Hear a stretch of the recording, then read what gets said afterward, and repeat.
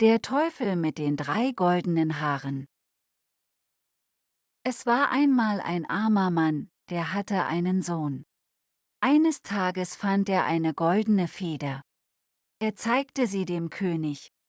Der König sagte: Diese Feder gehört dem Teufel. Wenn dein Sohn sie ins Schloss bringt, wird er meine Tochter heiraten.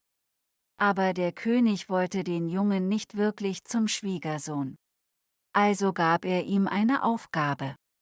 Der Junge sollte die 3 goldenen Haare vom Kopf des Teufels holen. Der Junge machte sich auf den Weg. Er ging viele Tage und Nächte. Auf seinem Weg traf er eine alte Frau. Sie fragte ihn: Wo gehst du hin? Er sagte: Ich suche den Teufel. Ich muss 3 seiner goldenen Haare holen. Die alte Frau lachte und sagte: Das ist eine gefährliche Aufgabe. Aber ich werde dir helfen. Sie gab ihm einen Mantel, der ihn unsichtbar machte. Wenn du diesen Mantel trägst, kann dich der Teufel nicht sehen, sagte sie. Dann kam der Junge zu einem großen Fluss. Ein Bootsmann fragte: Wohin willst du? Der Junge antwortete: Ich muss zum Teufel. Der Bootsmann sagte: Ich bringe dich über den Fluss. Aber du musst mir einen Gefallen tun. Frage den Teufel, wann ich frei sein werde.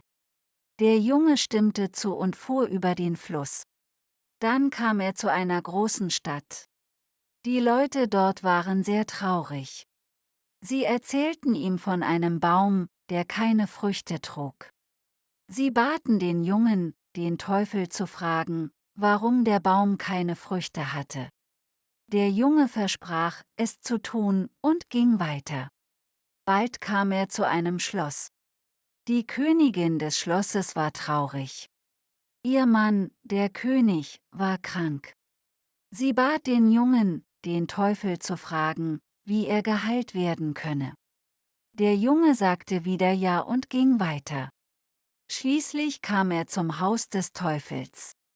Als der Junge das Haus des Teufels erreichte, war der Teufel nicht da.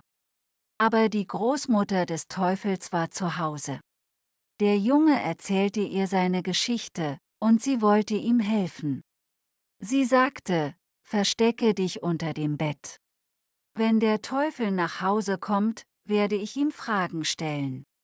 Du kannst dann seine Antworten hören.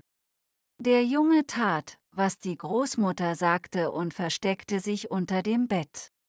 Bald kam der Teufel nach Hause. Er sagte: Ich rieche Menschenfleisch. Aber die Großmutter beruhigte ihn und sagte, es sei nur der Wind. Die Großmutter fragte den Teufel: Warum trägt der Baum in der Stadt keine Früchte? Der Teufel antwortete: Unter dem Baum ist ein Schatz vergraben. Wenn sie ihn finden, wird der Baum wieder Früchte tragen. Dann fragte die Großmutter: Warum ist der König krank? Und wie kann er geheilt werden? Der Teufel sagte: Ein Frosch hat das Wasser aus dem Brunnen des Königs getrunken. Sie müssen den Frosch fangen und das Wasser zurück in den Brunnen gießen. Dann wird der König gesund.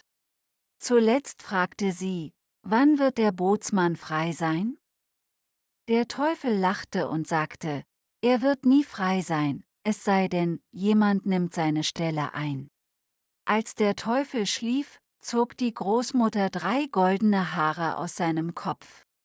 Sie gab sie dem Jungen und half ihm, aus dem Haus zu fliehen. Der Junge kehrte zurück und erzählte der Königin, wie ihr Mann geheilt werden könnte. Die Königin war dankbar und gab ihm Gold. Dann ging er zur Stadt und erzählte den Leuten vom Schatz. Sie waren so glücklich und gaben ihm auch Gold. Schließlich kam er zum Fluss und erzählte dem Bootsmann, was der Teufel gesagt hatte. Der Bootsmann war traurig, aber er dankte dem Jungen und gab ihm sein Boot. Mit den 3 goldenen Haaren, viel Gold und dem Segen vieler Menschen kehrte der Junge zum König zurück. Er zeigte dem König die goldenen Haare und erzählte ihm alles. Der König war beeindruckt und hielt sein Versprechen. Der Junge heiratete die Prinzessin, und sie lebten glücklich bis ans Ende ihrer Tage.